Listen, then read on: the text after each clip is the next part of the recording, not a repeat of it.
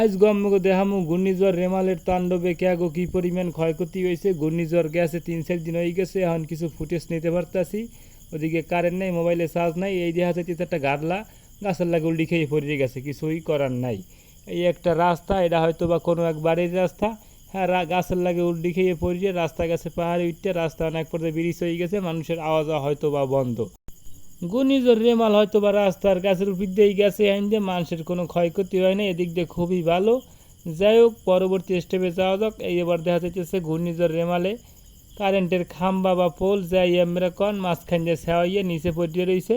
কারেন্টের তার এখন মাটির নিচে, কিছুই করার নেই। কারেন্টের তার মানুষের পাড়তলে গড়াগড়ি খাইতে আছে। গাছে কারেন্টের তার খাম্বা হওয়াইয়ে লাইছে। এদিকে দেখা যাইতেছে এই মনে হয় কাবার তার, মানুষ আবার দাঁড় ঠুয়াইয়ে থুয়ে দিয়েছে। যাই হোক, কেন একটু আমি ওইকুলে যাই, দেখি অবস্থাটা কি। খাম্বা দেখা যাচ্ছে আবার লগে একটা গাড়ি, এটা হয়তো বা ঘূর্ণিঝড় রেমালের আগে গাড়িতে থুয়ে গেছে। খাম্বাটা হয় মানে অচল আনলে, এর লেগে আগেই গাড়িতে থুয়ে গেছে, সতর্কমূলক বার্তা। যাই হোক, কারণ বন্যা এককাল হয়ে গেছে, একবার ওগুলো নিয়ে লাগবে না। এই খাম্বাটা হয়তো বা একটা ট্রান্সমিটার আনলে, হ্যাঁ ট্রান্সমিটার এখন পানির মধ্যে হাবুডুবু খাইতেছে। এই আমাকে একটু জুম করে দেখানোর চেষ্টা করবো, আমরা আমার লগে থাইন।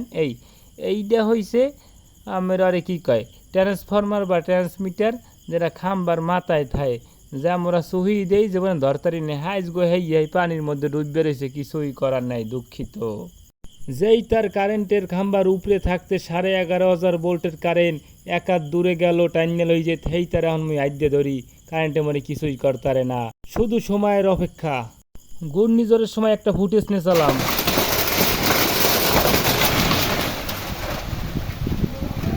মুহূর্তের মধ্যে গাছটা পড়ে গেছে। মুই কিন্তু ভিডিও করার অনেক চেষ্টা করছি ভালো করিয়া, হ্যাঁ কোনো ক্রমই পারি নাই। ক্যামেরা বাইর করতে করতে দেখি গাছ অর্ধাভাগ পড়ে গেছে।